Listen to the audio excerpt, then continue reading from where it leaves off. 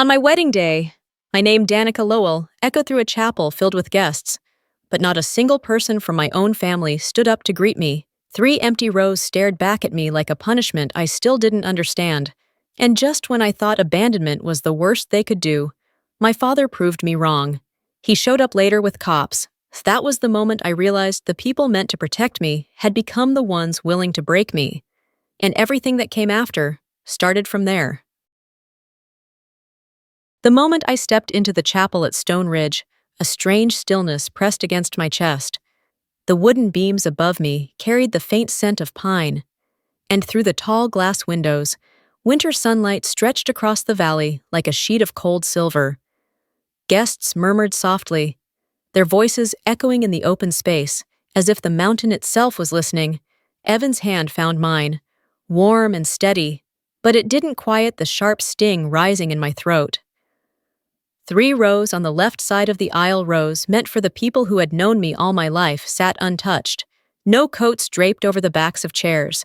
No familiar footsteps rushing in late. No faces turning to smile at me. Just absence. Heavy and deliberate, I kept my spine straight, pretending that the hollow inside me wasn't widening with every second. The wind slipped through the cracks between the old boards, a draft colder than it should have been, brushing against my dress like a warning. Even the candles near the altar seemed uneasy, their flames trembling as if they were aware of the truth I was trying not to acknowledge. When a guest whispered, quiet but not quite enough, asking if no one had come for the bride's side, the words sliced clean through my composure. I didn't flinch, but the echo of that question lodged itself deep, settling where the hope for a different day had once lived. I tried to take a breath, but it felt like breathing around a bruise. This was supposed to be a beginning. Yet it felt like the confirmation of something I'd been avoiding for years. They weren't coming. Not today. Not for me. And even though I didn't know why, the wound their absence carved would become the thread that pulled everything else apart. 4 years before that hollow wedding morning, my world had already begun to crack. The fire started on the outskirts of Boulder, the kind of blaze that eats through dry grass faster than a person can think. Wind whipped through the hills in violent, unpredictable bursts, sending embers flying like sparks from an angry forge. By the time our family got word, flames were already curling around the old storage shed behind our house. My father stood in the yard, jaw clenched, shouting over the roar of burning timber. He had spent 2 decades fighting fires, and I had grown up watching him run into danger without a flinch. But that day, when the shed caught, something changed in him. He barked at me to save the battered ambulance he kept inside a relic from his early years of service, something he treated as if it carried the last good piece of his identity. I heard him, but at that exact moment, a thin, terrified cry rose from the cabin at the north edge of the property, a child's voice. High, sharp, desperate. It cut through every other sound. Instinct and training collided, and instinct won. I sprinted toward this cabin, the heat licking my shoulders as I pried open the warped door and pulled a boy into my arms just as part of the roof caved behind us. As I carried him out, coughing through the smoke, I looked toward my father. His eyes met mine, but there was no relief in them, no pride, only a blade of betrayal, clean and final. Behind him, the shed collapsed, taking the ambulance with it in a burst of sparks. I didn't realize until much later that the flames had swallowed more than metal. They had taken the last thing he believed proved his worth. In the days that followed, I learned what he told my brothers, that I had chosen a stranger over my own blood. And those words stuck. They grew roots in our house, spreading into every silence that followed. Weeks later, an elderly neighbor pulled me aside to confess something my father never would. He had been drowning in debt. That ambulance wasn't just sentimental. It was collateral he planned to use to secure a loan. Its loss wasn't just financial. It was the collapse of the one thing he thought he still had control over. His anger, I realized, had nothing to do with the fire at all. It was about losing the last piece of himself he could still point to with pride. And I had been the easiest person to blame. That moment became the quiet fracture that would later split my family wide open. Months before my wedding, I had still been naive enough to hope that time might have softened the edges between us. I mailed the invitations to my father and brothers. tucking a small handwritten note inside, unsure whether it would ever be read. A week later, the envelope came back to me, unopened. The paper was cold from the winter air. Edges curled where snow had melted and refrozen. A postal stamp from Boulder stretched across the front like a scar. No explanation, no acknowledgement, only a text from my father, hours later. "Don't expect anything from us." I placed the envelope on the kitchen counter and stared at it far longer than I should have, as if waiting for it to shift, to show a sign of misunderstanding, but it stayed still, as unmoved as the people it came from. Evan found me there, turning the paper over in my hands until it wrinkled. He didn't say a word, his silence gentle, a stark contrast to theirs, which had always felt like a door slammed shut. I tried to swallow the hurt, but it lodged itself beneath my ribs. Days later, Mrs. Abernathy, the neighbor who used to slip me homemade cookies when I was little, called out of the blue. Her voice trembled as she explained that my father and brothers were drowning in debt and too ashamed to ask for help, that maybe the distance wasn't about anger anymore, but humiliation, for the first time. Doubt crept in. Maybe the wildfire hadn't been the only reason they pushed me away. Maybe they weren't trying to stay out of my life. They were trying to keep me from seeing how far they had fallen. But the twist came quietly. Settling in only after I hung up the phone, they hadn't stayed silent because they didn't care. They stayed silent because asking for my help felt worse than losing me entirely. And that kind of pride, I would soon learn, doesn't just keep people from reaching out, it pushes them to take. It happened on a Monday morning. The kind where everything feels ordinary until it suddenly isn't. I was finishing a damage summary when Evan walked in holding a thick court envelope, its red seal stark against the paper. I didn't think much of it at first, but the moment I saw the header, the room tightened around me. My name appeared beside the word suspect, the accusation misappropriating family savings, and the complainant was my father. For a second, I felt pinned in place, as if the cold drifting in through the cracked window had frozen me from the inside out. Reading further only deepened the confusion. The so-called missing funds came from a savings account tied to my mother, an account I'd never heard of. There was no signature from her, no acknowledgement she'd even been involved. It felt like someone had cleanly carved her out of her own records. Then came the demand from the court I had to provide timestamps of a specific night, GPS logs, and work witnesses. Someone had told them I'd been spotted near my father's property. The implication curled like smoke. Whoever built this story wanted me trapped, not questioned. I flipped to the signature on the last page. It was supposedly my father's, but the handwriting was too smooth, too controlled. His real signature had grown shaky over the years. This one looked painfully similar to another signature I'd seen on a birthday card at my brother's place. Mark's handwriting.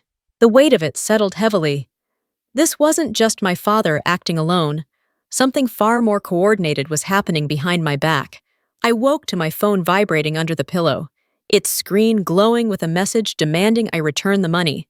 A short audio clip waited underneath. When I pressed play, the voice slurred, low, and edging on anger hit me like a punch.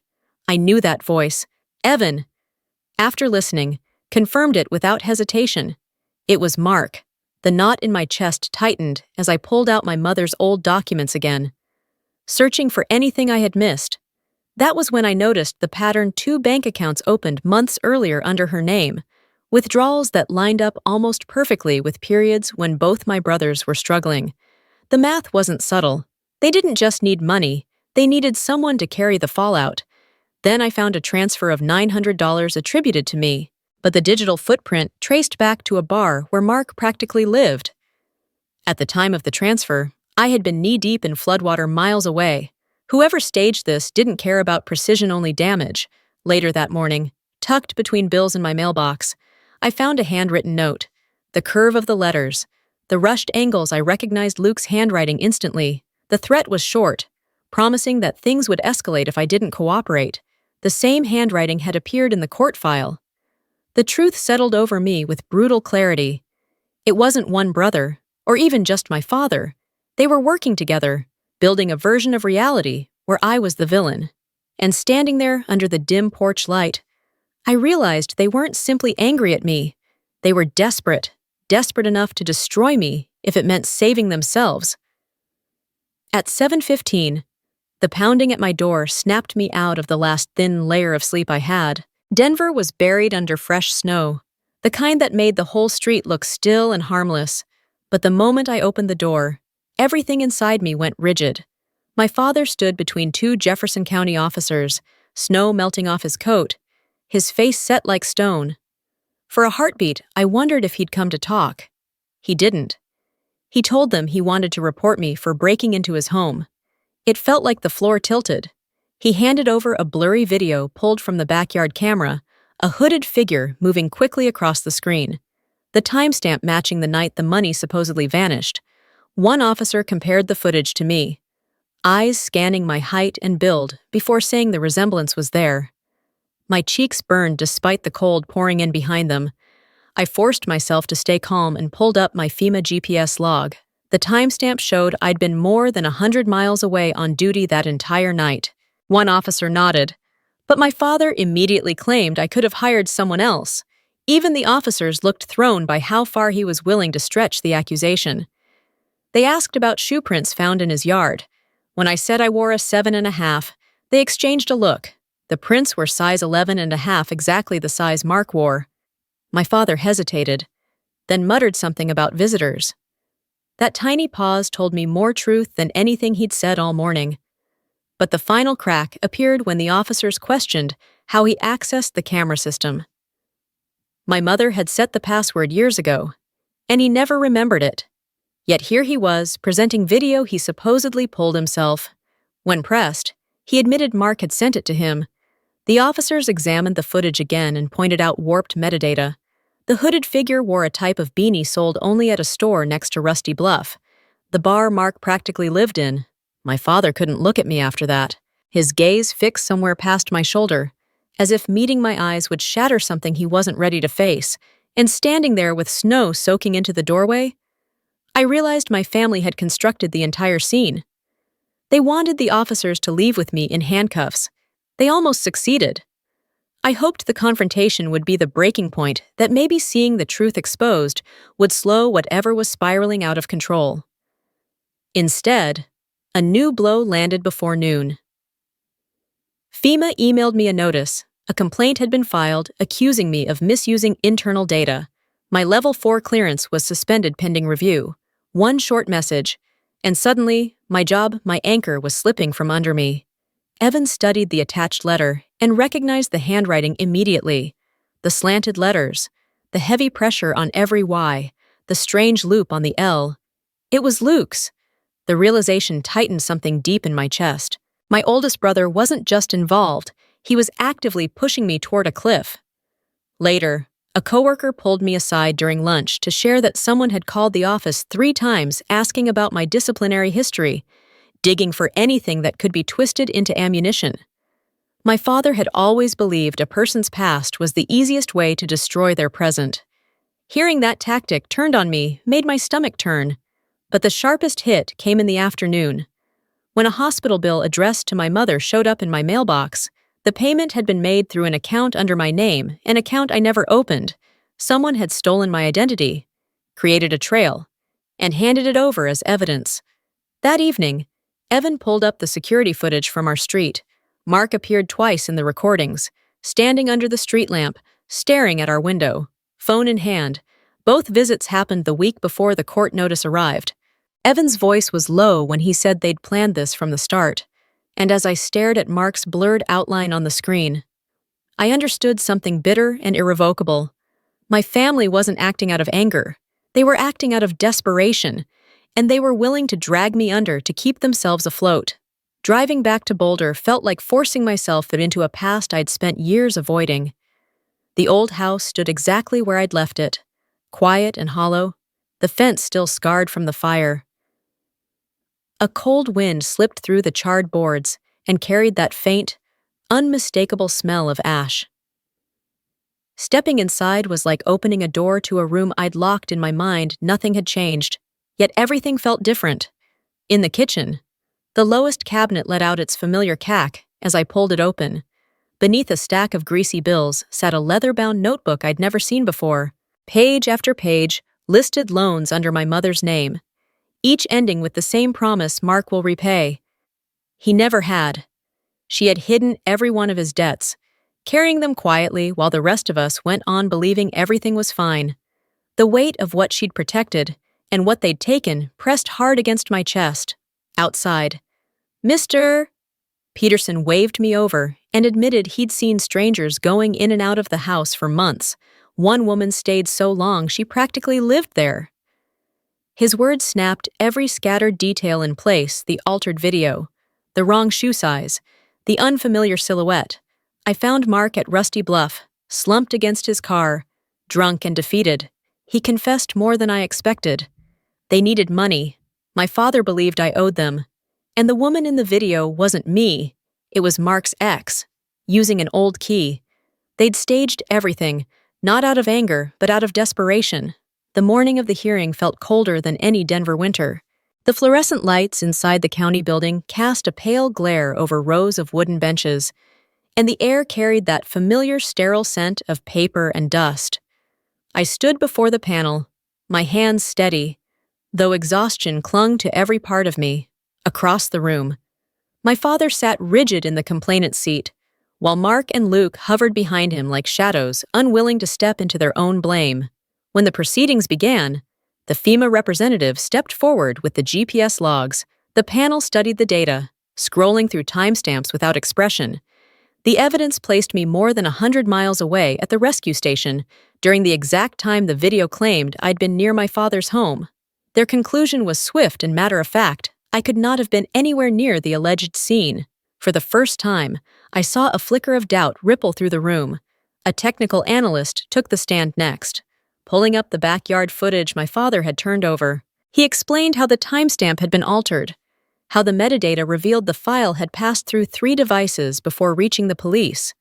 The final device, he noted, belonged to someone named Mark Lowell. My father shifted in his seat, his jaw tightening, a tremor running through his shoulders as the panel turned toward him. I placed the leather notebook on the table. The panel leaned in as I opened it to page after page of my mother's handwriting notes of every loan she had quietly taken, each one tied to Mark. And at the bottom of the final page, the line that had crushed me the moment I read it: "Don't let Danica know." The silence that followed felt heavier than any accusation. It was the kind of silence that comes when truth stops needing to argue. Then the officers escorted in a woman I recognized only from photographs: Mark's ex-girlfriend. Her voice wavered as she admitted she had crossed the yard that night, wearing the hooded jacket, using an old key. She confessed they'd asked her to stage the break-in so they could claim I'd taken the money. They'd offered to settle her debts in return. The moment she finished, the panel issued their ruling. The accusations were false. The evidence, fabricated. I was cleared of every charge. The file would be closed permanently. I turned toward them, my father, my brothers, and spoke the only words that still felt true. I never took anything from my family. I only took back my life. My father bowed his head, and for the first time, I saw not the man who raised me, but a man hollowed out by his own choices, smaller than the ashes he once stood bravely against. 3 months after the hearing, Colorado exhaled into spring, snow retreated up the mountains, and wildflowers pushed through the thawed earth like small acts of courage. Life felt quieter, lighter, as if the world had finally loosened its grip around my ribs. Lydia, one of the trainees I had mentored years ago, a girl who'd lost her father far too young, reached out and asked if I would walk her down the aisle. She said she wanted someone who had stood beside her when life was hardest. I agreed without hesitation, though a familiar ache settled under my ribs as the day approached. When the church doors opened and music filled the room, Lydia slipped her arm through mine and leaned in close. Her whisper was barely a breath, yet it hit me harder than any verdict or confrontation ever had. "Thank you for showing up."